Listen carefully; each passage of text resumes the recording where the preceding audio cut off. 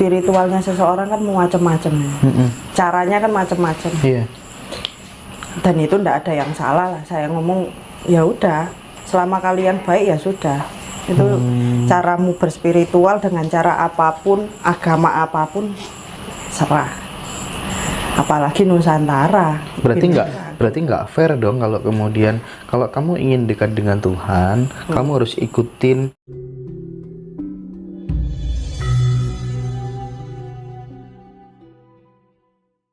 Sana memang banyak teman-teman yang saya sudah ketemu dan mereka juga teman-teman lelaku. Saya ngomong mereka adalah putra-putri wayah. Putra-putri wayah ya wis wayai kalian keluar, saya bilang gitu. Karena leluhur itu sekarang butuh anak-anak muda yang mereka itu sadar akan budaya sama sejarah para leluhur itu, karena memang Nusantara sudah nggak karu-karuan ya, ngomong gitu. Jadi kalau saya tangkap tadi kan ada dua cara, satu meditasi, yang kedua kan laku itu diderivasikan melalui berkunjung ke makam-makam leluhur, sowan, membawa dupa dan lain sebagainya. Apakah dengan dua hal itu kemudian sudah cukup untuk mengetahui siapa kita di kehidupan sebelumnya?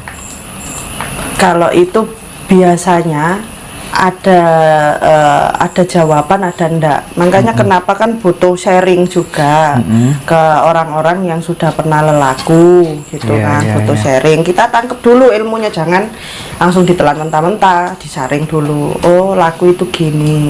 Oh, ilmu itu seperti ini gitu kan. Nanti di saat mereka akhirnya jalan itu secara nggak langsung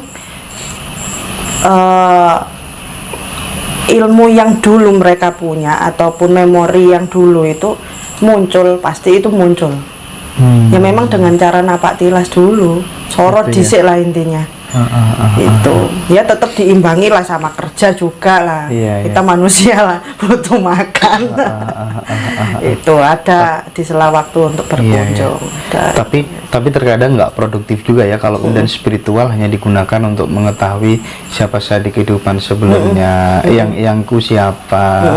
Harusnya kan pemuda hari ini itu mengkontribusikan kecerdasan spiritualnya untuk supaya bermanfaat buat orang lain itu supaya negara ini loh ada efeknya, itu loh gimana gitu ya. Itu gini, memang kalau kita ngomong soal putra-putri wayah ataupun kita ngomong soal satrio piningit lah, mereka itu secara kebiasaannya kayak aneh wong biasa, cuman ternyata mereka punya visi misi untuk negara. Mama, aku tak coba kerajinan inilah, akhirnya lambat laun jadi terkenal lah Indonesia punya karya seni ini. Gitu. Dan itu pun nggak keeksplor lah gitu. Malah mereka malah sembunyi semua. Ya kalau di saat ngumpul itu malah yang dibahas ya itu ya negara, alam ini ya opo, kita harus gimana, yang dibahas mesti itu. Dan malah kecerdasannya itu luar biasa. Saya ngomong mereka itu kok kamu ini malah memperhatikan negara gak keluargamu sih. Keluargaku sudah tak ayomi, tinggal ya apa caranya saya memperbaiki negara tanpa saya diketahui banyak orang gitu. Tapi kalau berbicara tentang spiritual ini ya, andai kata kemudian diperas gitu ya, puncaknya itu ada di mana orang laku spiritual itu? Diperas maksudnya? Andai kata kemudian tujuan utama orang laku spiritual itu kira-kira apa? Mengenal jagat kecil kita dulu, untuk mengetahui jagat besar. Kita ini kan ada 4 elemen. Ya kita ngomong soal sedulur papat. Dan kalau orang Indonesia ya ataupun orang luar ya taunya ya elemen air, angin, api, udara itu.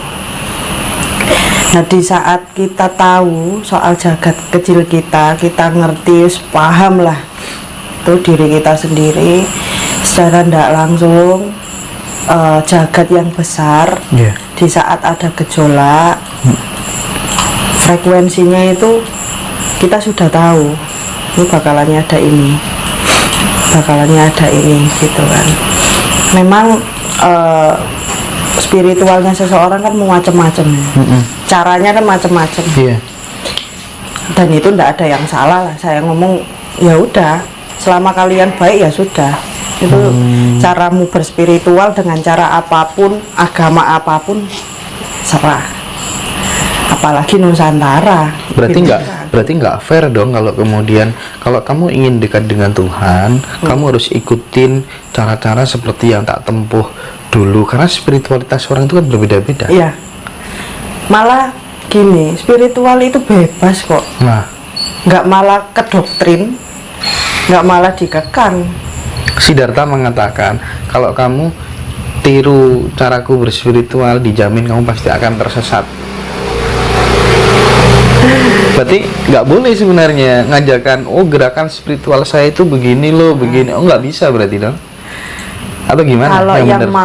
Kalau yang mau mengikuti ya silakan, nggak mau ya nggak apa-apa. Gitu. Kenapa sampai ngomong nanti kamu tersesat? Itu sebenarnya beliau tidak maulah diakui sebagai seorang yang wah gitu. Namanya juga manusia mas, karena kan ada yang dia pengen kelihatan, nah isok malah nyetir anak didiknya gitu kan. Ada juga udah pokoknya spiritual ilmu itu kayak gini udah jalan, ada yang gitu. Nanti karena wadahnya seseorang kan beda-beda, pentiumnya beda-beda kan gitu. Nah nanti kalau dikekang ternyata malah nggak nerima ilmunya, malah offset lah, ya kasihan. Iya. Gitu. Kalau dalam perspektif Jawa, kira-kira kalau kemudian ada seseorang yang mendeklarasikan diri bahwa saya nanti bisa menyelamatkan banyak pengikut-pengikut saya, itu bagaimana? Ya kalau itu ya tinggal kamu buktikan sudah. Tinggal dibuktikan aja ya. Tinggal kamu buktikan kalau memang kamu bisa merubah ataupun akhirnya bisa membimbing. Ya pokoknya itu selama baik gak apa-apa gitu udah. Jangan ngerugiin orang yang ada.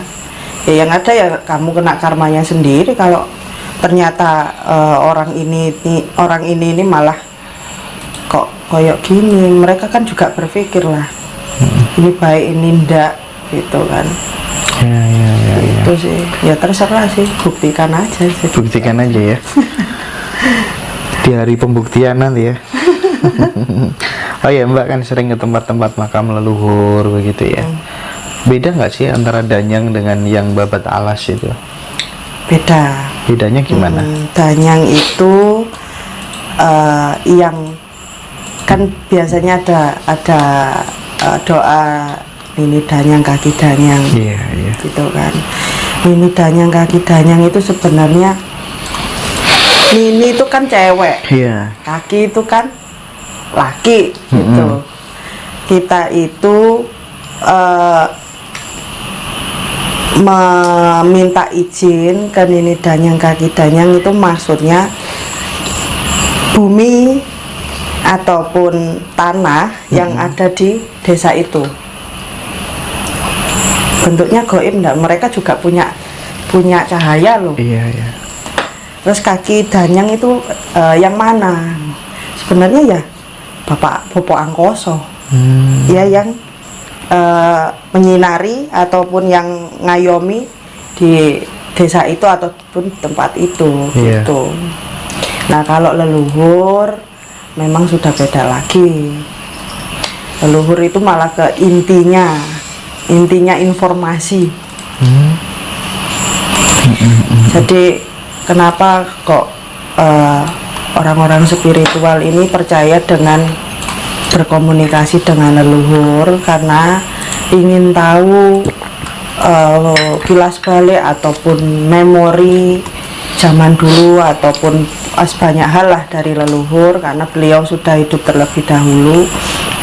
Terus kalau mau mengulas informasi ataupun ilmu, ya memang leluhur ini saya ngomong ya itu stafnya yang kuasa sudah gitu. Iya. Tapi kalau apa tuh namanya?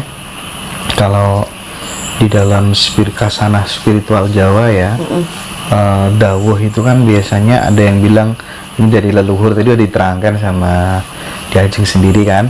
Nah, untuk yang apa dawuh dari guru sejati itu sendiri biasanya ciri-cirinya bagaimana? Guru sejati. Guru sejati itu sebenarnya ya sejati ingsun, sejati diri.